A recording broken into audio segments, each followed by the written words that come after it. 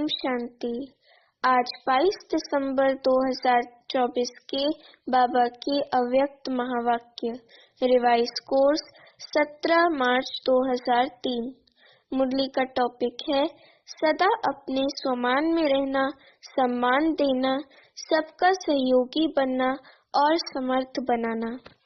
आज भाग्य विधाता बाप दादा चारों ओर के हरेक बच्चे के मस्तक में भाग्य की 3 लकीरें देख रहे हैं।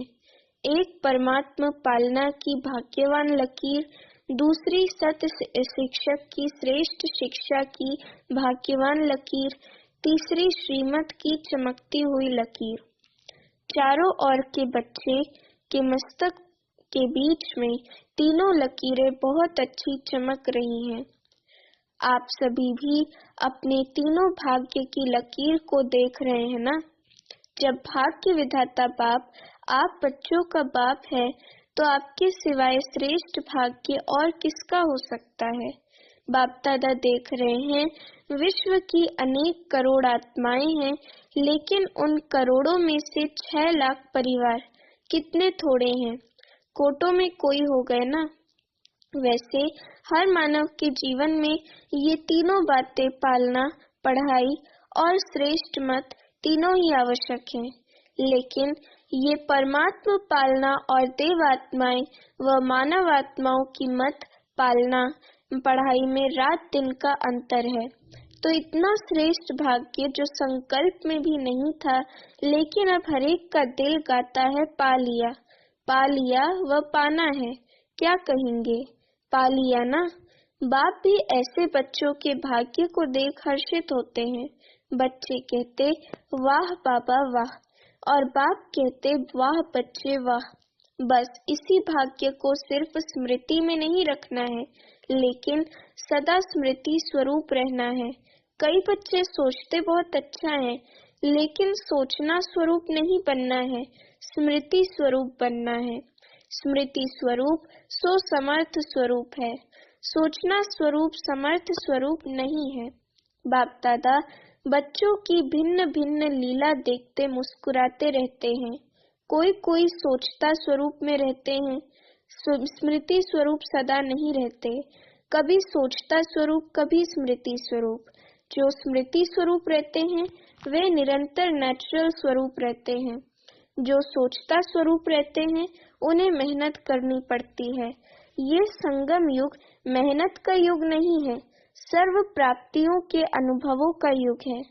63 जन्म मेहनत की, लेकिन अब मेहनत का फल प्राप्त करने का युग अर्थात समय है। बाप दादा देख रहे थे कि देह भान की स्मृति में रहने में क्या मेहनत की। मैं फलाना हूँ, ये मेहनत की। नेचुरल रहा ना, नेचर बन गई ना बॉडी कॉन्शियसनेस की। इतनी पक्की नेचर हो गई जो अभी भी कभी कभी कई बच्चों को आत्माभिमानी बनने के समय बॉडी कॉन्शियसनेस अपने तरफ आकर्षित कर लेती है। सोचते हैं मैं आत्मा हूँ, लेकिन देह भान ऐसा नेचुरल रहा है जो बार बार ना चाहते ना सोचते देह भान में आ जाते हैं। बाप दादा कहते हैं अब मर्जीवा जन्म में आत्माभिमान अर्थात देही अभिमानी स्थिति भी ऐसे ही नेचर और नेचुरल हो, मेहनत नहीं करनी पड़े।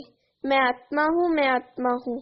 जैसे कोई भी बच्चा पैदा होता है और जब उसे थोड़ा समझ में आता है तो उसको परिचय देते हैं आप कौन हो, किसके हो। ऐसे ही जब ब्राह्मण जन्म लिया तो आप ब्राह्मण बच्चों को जन्मते ही क्या परिचय मिला, आप कौन हो। आत्मा का पाठ पक्का कराया गया ना, तो ये पहला परिचय नेचुरल नेचर बन जाए। नेचर नेचुरल और निरंतर रहती है, याद करना नहीं पड़ता। ऐसे हर ब्राह्मण बच्चे की अब समय प्रमाण देही अभिमानी स्टेज नेचुरल हो। कई बच्चों की है, सोचना नहीं पड़ता, स्मृति स्वरूप है। अब निरंतर और नेचुरल स्मृति स्वरूप बनना ही है। लास्ट अंतिम पेपर सभी ब्राह्मणों का यही छोटा सा है, नष्टो मोहा स्मृति स्वरूप। तो इस वर्ष में क्या करेंगे? कई बच्चे पूछते हैं इस वर्ष में क्या विशेष लक्ष्य रखें, तो बाप दादा कहते हैं सदा देही अभिमानी स्मृति स्वरूप भव। जीवन मुक्ति तो प्राप्त होनी ही है, लेकिन जीवन मुक्त होने के पहले मेहनत मुक्त बनो। ये स्थिति समय को समीप लाएगी और आपके सर्व विश्व के भाई और बहनों को दुख अशांति से मुक्त करेगी। आपकी यह स्थिति आत्माओं के लिए मुक्ति धाम का दरवाजा खोलेगी, तो अपने भाई बहनों के ऊपर रहम नहीं आता। कितना चारों ओर आत्माएं चिल्ला रही हैं, तो आपकी मुक्ति सर्व को मुक्ति दिलाएगी। ये चेक करो नेचुरल स्मृति सो समर्थ स्वरूप कहाँ तक बने हैं। समर्थ स्वरूप बनना ही व्यर्थ को सहज समाप्त कर देगा। बार बार मेहनत नहीं करनी पड़ेगी। अभी इस वर्ष बाप दादा बच्चों के स्नेह में कोई भी बच्चे की किसी भी समस्या में मेहनत नहीं देखने चाहते। समस्या समाप्त और समाधान समर्थ स्वरूप। क्या ये हो सकता है? बोलो। दादियाँ हो सकता है। टीचर बोलो हो सकता है। पांडव हो सकता है। फिर बहाना नहीं बताना ये था ना, ये हुआ ना, ये नहीं होता तो नहीं होता। बाप दादा बहुत मीठे मीठे खेल देख चुके हैं। कुछ भी हो, हिमालय से भी बड़ा 100 गुना समस्या का स्वरूप हो, चाहे तन द्वारा, चाहे मन द्वारा, चाहे व्यक्ति द्वारा, चाहे प्रकृति द्वारा समस्या, परिस्थिति आपकी स्वस्थिति के आगे कुछ भी नहीं है। और स्वस्थिति का साधन है स्वमान। नेचुरल रूप में स्वमान हो, याद नहीं करना पड़े, बार बार मेहनत नहीं करनी पड़े। नहीं नहीं, मैं स्वदर्शन चक्रधारी हूँ, मैं नूरे रत्न हूँ, मैं दिल तख्त नशीन हूँ ही। और कोई होने हैं क्या? कल्प पहले कौन बने थे? और बने थे या आप ही बने थे? आप ही थे, आप ही हैं, हर कल्प आप ही बनेंगे, ये निश्चित है। बाप दादा सब चेहरे देख रहे हैं, ये वही कल्प पहले वाले हैं। इस कल्प के हो या अनेक कल्प के हो। अनेक कल्प के हो ना? हो, हाथ उठाओ जो हर कल्प वाले हैं। फिर तो निश्चित है ना, आपको तो पास सर्टिफिकेट मिल गया है ना कि लेना है? मिल गया है ना? मिल गया है या लेना है? कल्प पहले मिल गया है, अभी क्यों नहीं मिलेगा? तो यही स्मृति स्वरूप बनो कि सर्टिफिकेट मिला हुआ है, चाहे पास विद ऑनर का, चाहे पास का, ये फर्क तो होगा, लेकिन हम ही हैं।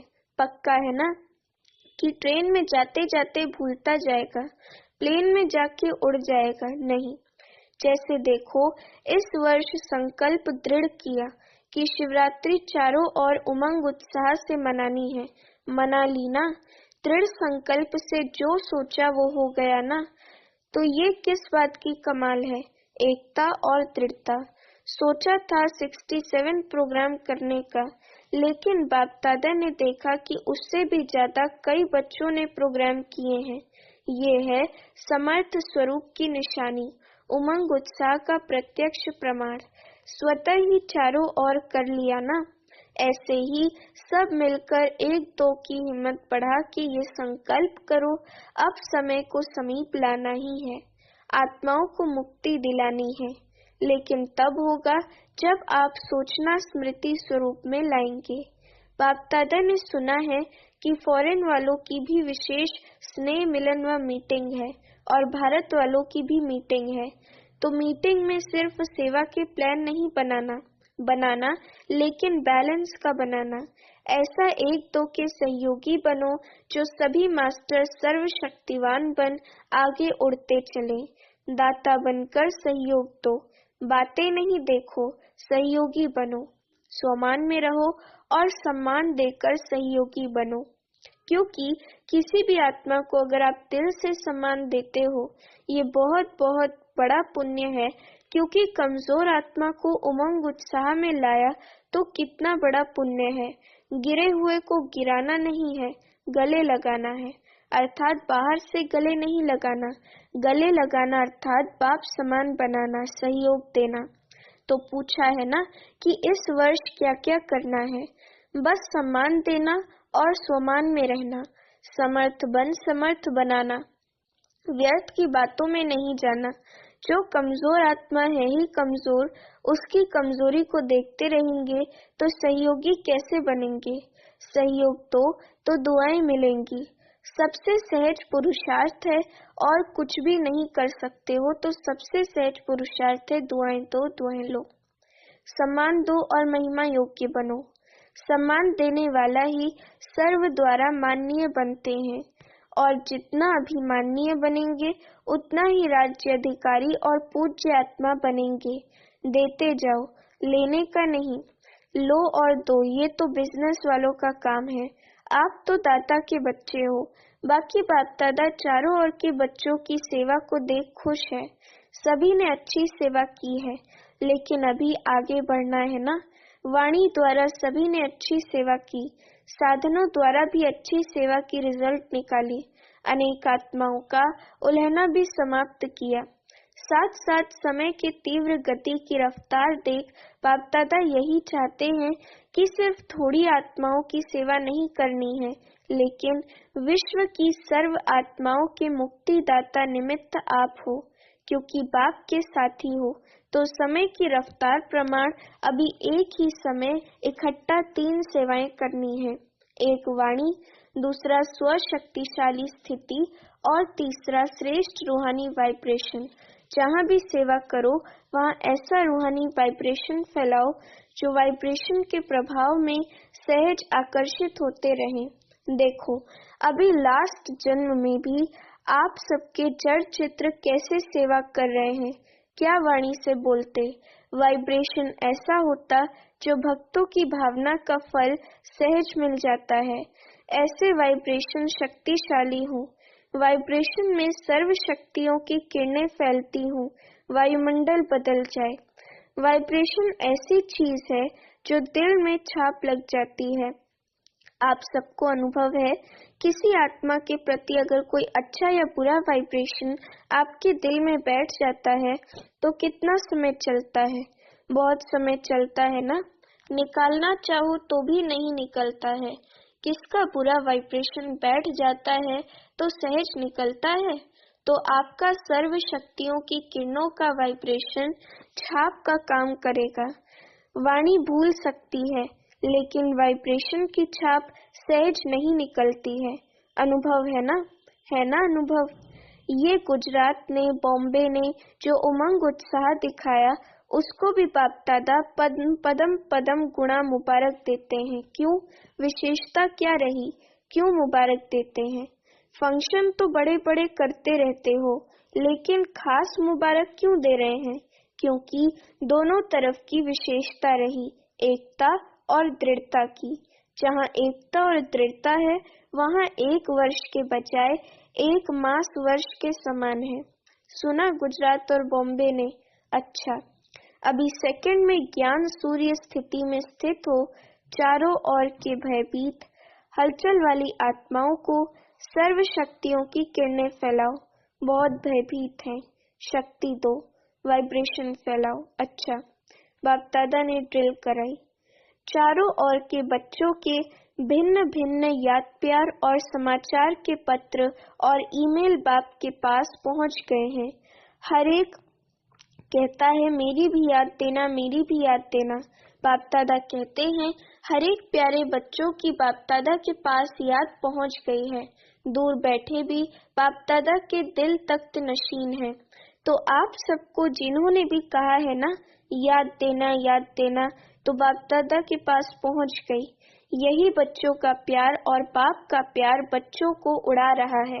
अच्छा, चारों ओर के अति श्रेष्ठ भाग्यवान कोटों में कोई विशेष आत्माओं को सदा स्वमान में रहने वाले, सम्मान देने वाले सर्विसेबल बच्चों को, सदा स्मृति स्वरूप सुसमर्थ स्वरूप आत्माओं को, सदा अचल अडोल स्थिति के आसन पर स्थित सर्वशक्ति स्वरूप बच्चों को बाप दादा का याद प्यार और नमस्ते। अभी दादी जी से बाप दादा आपके ऊपर विशेष खुश है। क्यों खुश है? विशेष इस बात पर खुश है कि जैसे ब्रह्मा बाप सभी को ऑर्डर करता था ये करना है, अभी करना है, ऐसे आपने भी ब्रह्मा बाप को फॉलो किया। आप भी मेरे साथ हैं। वे तो है ही, निमित्त तो आप बनी ना, और ऐसा दृढ़ संकल्प किया जो चारों ओर सफलता है। इसीलिए आप में रूहानी ताकत बहुत गुप्त भरी हुई है। तबीयत ठीक है, रूहानी शक्ति इतनी भरी हुई है जो तबीयत कुछ भी नहीं है। कमाल है ना। दादियों का मिलना देखकर सबकी दिल होती है, हम भी दादी होते तो मिलते ना, आप भी दादी बनेंगे। अभी बाप दादा ने प्लान बनाया है दिल में, अभी दिया नहीं है। तो जो सेवा के ब्रह्मा बाबा के साकार समय में सेवा में आदि रत्न निकले हैं, उन्हों का संगठन पक्का करना है। कब करेंगे? जब आप करो। ये ड्यूटी आपकी दादी जानकी की है।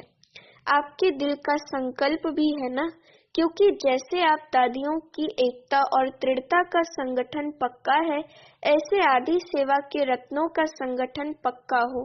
इसकी बहुत बहुत आवश्यकता है, क्योंकि सेवा तो बढ़नी ही है। तो संगठन की शक्ति जो चाहे वह कर सकती है। संगठन की निशानी का यादगार है 5 पांडव। 5 हैं, लेकिन संगठन की निशानी है।